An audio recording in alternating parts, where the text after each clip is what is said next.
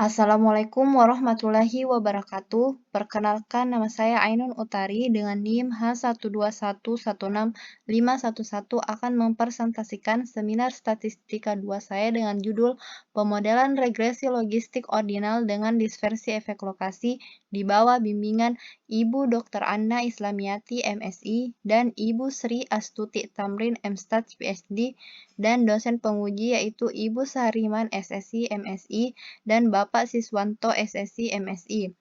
Pada persentase kali ini saya akan membahas 3 poin utama, yaitu pertama pendahuluan, yang kedua hasil dan pembahasan, dan ketiga kesimpulan dan saran. Baik, pendahuluan. Rumusan masalah dalam penelitian ini yaitu 1. Bagaimana model data status gizi balita di Puskesmas PKE Kabupaten Baru menggunakan regresi logistik ordinal dengan dispersi efek lokasi.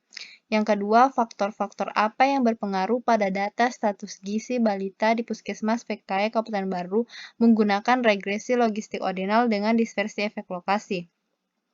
Tujuan penelitiannya itu 1. Membangun model data status gizi balita di Puskesmas PKE Kabupaten Baru menggunakan regresi logistik ordinal dengan dispersi efek lokasi. Yang kedua, mendapatkan faktor-faktor apa yang berpengaruh pada data status gizi balita di Puskesmas PKE Kabupaten Baru menggunakan regresi logistik ordinal dengan dispersi efek lokasi. Pembahasan selanjutnya itu hasil dan pembahasan. Poin pertama, pemodelan regresi logistik ordinal dengan dispersi efek lokasi menggunakan MLE. Estimasi parameter. Model regresi logistik ordinal dengan dispersi efek lokasi yaitu dapat dilihat pada persamaan 4.1. Dari persamaan 4.1, Theta K plus XIB merupakan bagian dari regresi logistik ordinal, sedangkan SR ZI alpha merupakan bagian dari dispersi efek lokasi. Fungsi PK XIZ merupakan fungsi logistik yang non-linear, sehingga dilakukan transformasi ke dalam bentuk logit yang hasil transformasinya dapat dilihat pada persamaan 4.2. Dari persamaan 4.2 dapat pula dituliskan sebagai berikut, yaitu pada persamaan 4.3. Estimasi parameter pada model regresi logistik ordinal dengan dispersi efek lokasi dapat diperoleh dengan melakukan penurunan parsial fungsi log likelihood yang diestimasi dengan mengikuti distribusi multinomial. Adapun fungsi kepadatan peluang dapat dilihat pada persamaan 4.4. Nah, jika variabel prediktor XI dan variabel prediktor ZI, maka fungsi kepadatan peluang pada persamaan 4.4 menjadi fungsi kepadatan peluang pada persamaan 4.5. Selanjutnya, fungsi likelihood dari FKP pada persamaan 4.5 dapat dilihat sebagai berikut, yaitu L omega sama dengan sigma Pi1 dikali Pi2 sampai Pi kurang 1, di mana omega di sini adalah berisi parameter theta, beta, dan alfa.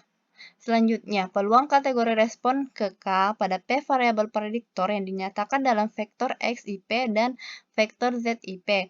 Maka nilai peluang XIP dan ZIP diperoleh pada persamaan 4.6 berikut.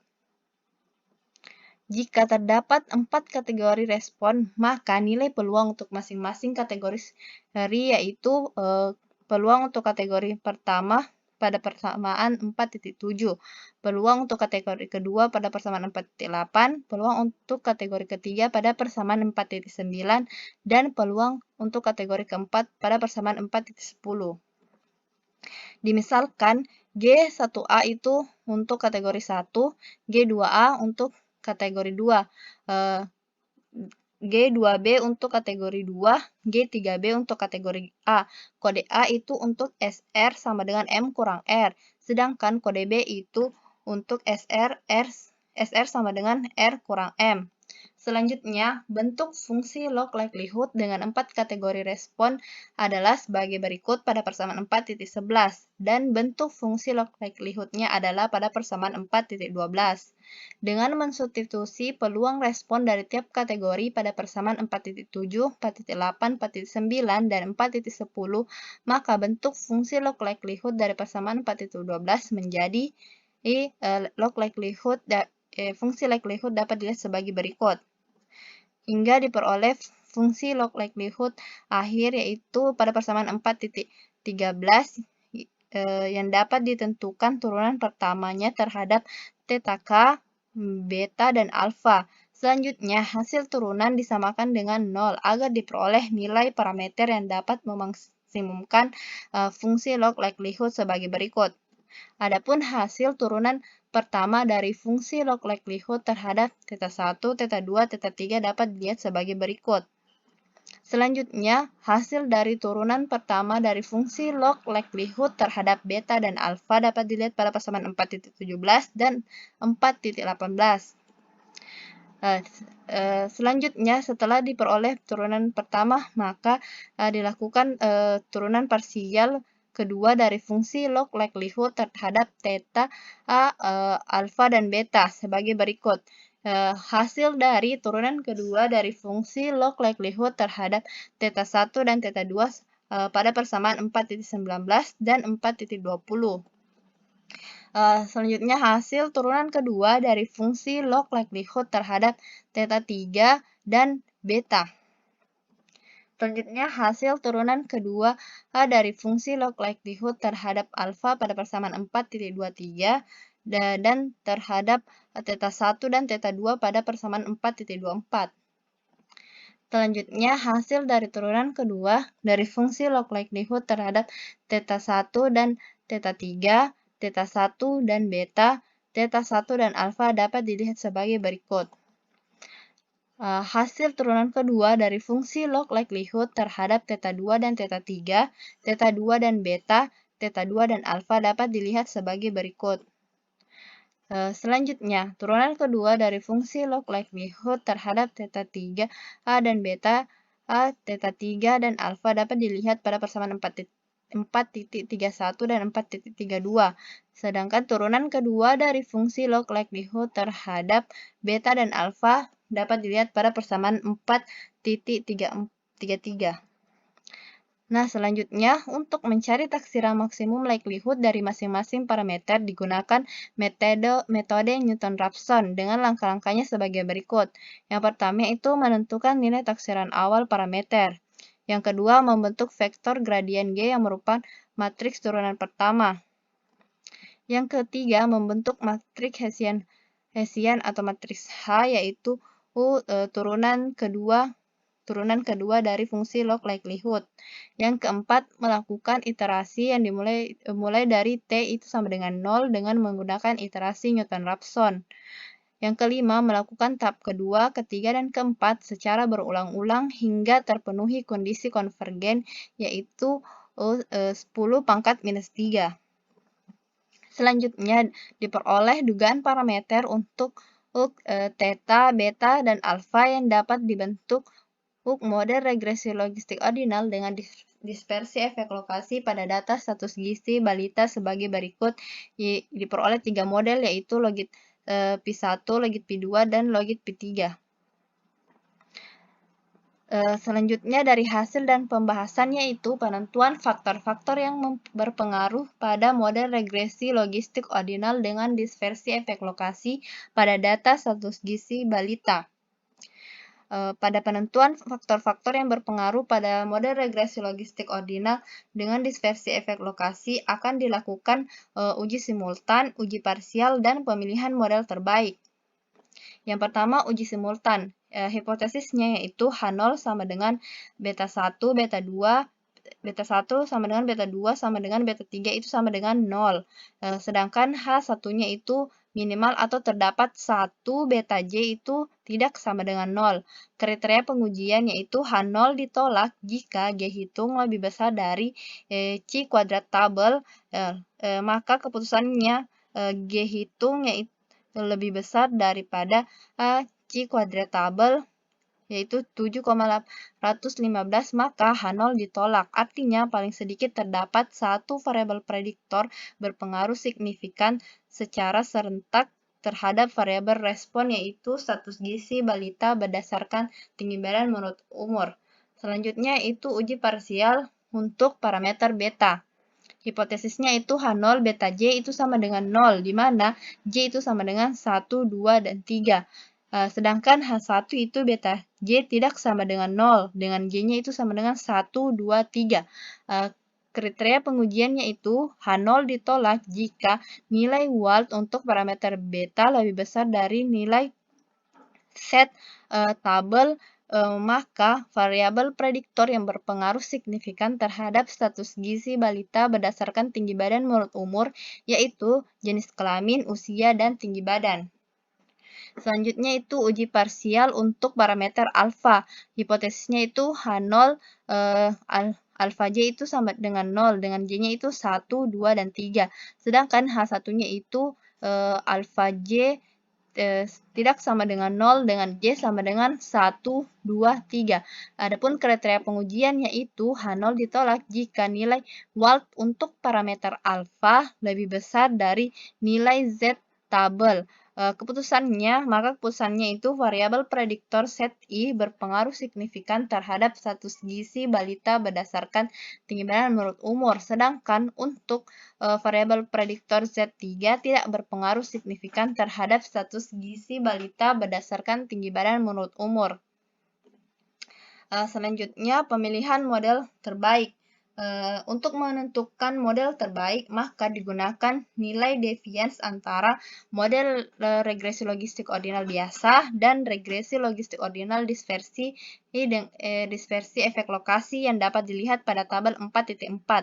Berdasarkan nilai deviance pada tabel 4.4 diperoleh nilai model regresi logistik ordinal dengan dispersi efek lokasi lebih kecil dibandingkan model regresi logistik ordinal, maka dapat disimpulkan bahwa regresi logistik ordinal dengan dispersi efek lokasi itu lebih baik dalam mengklasifikasikan sehingga dapat diperoleh model yang lebih baik. Nah, untuk menghitung dan menginterpretasi nilai odds ratio dari variabel prediktor yang signifikan untuk melihat adanya peningkatan atau penurunan peluang pada kategori status gizi balita, maka dilakukan interpretasi koefisien, yaitu dapat dilihat pada tabel 4.5. Adapun penjelasannya itu pertama variabel jenis kelamin. Nilai odds ratio untuk variabel jenis kelamin pada semua kategori status gizi balita adalah sama, yaitu 0,623. Hal ini menunjukkan bahwa balita berjenis kelamin perempuan berpeluang 0,623 kali dari balita berjenis kelamin laki-laki memiliki risiko status gizi stunting, yaitu pendek dan sangat pendek, lebih rendah dibandingkan status gizi normal dan tinggi. Menurut penelitian yang dilakukan oleh Adani dan Nindya tahun 2017, juga didapatkan bahwa balita stunting lebih banyak terjadi pada laki-laki dengan persentasinya yaitu 62,50%. Perbedaan nilai status gizi balita ini dapat dipengaruhi oleh adanya standar perhitungan tinggi badan menurut umur dan dikategorikan berdasarkan jenis kelamin sesuai dengan standar antropometri penilaian status gizi anak. Selanjutnya, interpretasi koefisien untuk variabel usia. Nilai odds ratio untuk variabel usia pada semua kategori status gizi balita adalah sama, yaitu 1,227. Hal ini menunjukkan bahwa risiko status gizi stunting, yaitu pendek dan sangat pendek, meningkat sebesar 1,227 kali dibandingkan status gizi normal dan tinggi setiap pertambahan usia balita sebesar 1 bulan. Dari penelitian ini, rata-rata usia balita adalah 26 bulan atau usianya lebih dari 2 tahun. Menurut penelitian Altero, Del Biso, Mutri Kaplo dan Guha Safir tahun 2016 menyatakan bahwa anak-anak di tahun kedua dan ketiga kehidupan mereka lebih cenderung mengalami stunting daripada anak-anak di bawah 2 tahun dan lebih dari 3 tahun. Sehingga pertumbuhan anak pada tahun pertama hingga tahun kedua kehidupan merupakan periode kritis yang sensitif terhadap lingkungan sekitar terkait dalam hal cara pemberian makanan, kejadian infeksi, dan perawatan psikososial. Tindakan yang diperlukan untuk mengurangi kejadian stunting pada periode kritis adalah melakukan intervensi sedini mungkin secara efektif dan efisien, serta meningkatkan keamanan pangan dan gizi. Selanjutnya, interpretasi koefisien untuk variabel tinggi badan. Nilai odds ratio untuk variabel tinggi badan pada semua kategori status gizi balita adalah sama, yaitu 0,767. Hal ini menunjukkan bahwa risiko status gizi stunting, yaitu pendek dan sangat pendek, menurun sebesar 0,767 kali dibandingkan status gizi normal dan tinggi setiap kenaikan tinggi badan balita sebesar 1 cm. Artinya, semakin tinggi seorang balita, maka semakin rendah risiko status gizi stunting, yaitu pendek dan sangat pendek. Oleh karena itu, penanggulangan dapat dilakukan dengan mengikuti pemantauan status gizi balita yang dapat dilakukan di posyandu melalui penyuluhan kesehatan, pelaksanaan kesehatan dasar, dan penimbangan rutin sehingga anak dapat terhindar dari permasalahan gizi. Pembahasan selanjutnya itu kesimpulan dan saran. Adapun kesimpulan dari penelitian ini yaitu pertama, model regresi logistik ordinal dengan dispersi efek lokasi pada status gizi balita di Puskesmas Kabupaten Baru tahun 2019 ditunjukkan sebagai berikut, yaitu ada 3 model logit. Yang pertama, G1 untuk kategori 1 yaitu sangat pendek, model G2 untuk kategori 2 yaitu sangat pendek, dan model ketiga yaitu kategori 3 yaitu normal. Berdasarkan model yang diperoleh bahwa untuk variabel jenis kelamin status gizi balita lebih baik pada balita perempuan dibandingkan balita laki-laki. Artinya risiko status gizi stunting yaitu pendek dan sangat pendek pada balita lebih tinggi dibandingkan balita perempuan. Yang kedua itu variabel usia balita.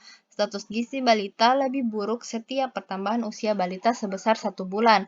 Artinya, status gizi stunting yaitu pendek dan sangat pendek akan terlihat pada usia 2-3 tahun. Yang ketiga itu variabel tinggi badan. Status gizi balita lebih baik setiap pertambahan tinggi badan balita sebesar 1 cm. Artinya semakin tinggi balita, semakin rendah risiko status gizi stunting yaitu pendek dan sangat pendek. Adapun kesimpulan yang kedua yaitu dari hasil uji signifikansi parameter pada model regresi logistik ordinal dengan dispersi efek lokasi menunjukkan bahwa faktor-faktor yang mempengaruhi status gizi balita berdasarkan tinggi badan menurut umur adalah jenis kelamin, usia, dan tinggi badan. Adapun saran yang dapat diberikan untuk penelitian selanjutnya, yang pertama, pada penelitian model regresi logistik ordinal dengan dispersi efek lokasi ini menggunakan 1 variabel respon dan 3 variabel prediktor. Maka pada penelitian selanjutnya disarankan dapat dikembangkan variabel responnya lebih dari 1, sehingga dapat digunakan model regresi logistik ordinal direspon dengan dispersi efek lokasi agar diperoleh pengetahuan yang lebih banyak. Nah, untuk variabel prediktornya sebaiknya mempertimbangkan faktor lain dari status gizi balita seperti tinggi badan lahir balita dan tinggi badan ibu agar hasil yang didapatkan lebih maksimal. Saran yang kedua yaitu selain menambahkan jumlah variabel penelitian, pada penelitian selanjutnya sebaiknya menambahkan jumlah sampel dari daerah lainnya agar kondisi status gizi balita sebenarnya dapat terwakili oleh data. Sekian presentasi saya. Assalamualaikum warahmatullahi wabarakatuh.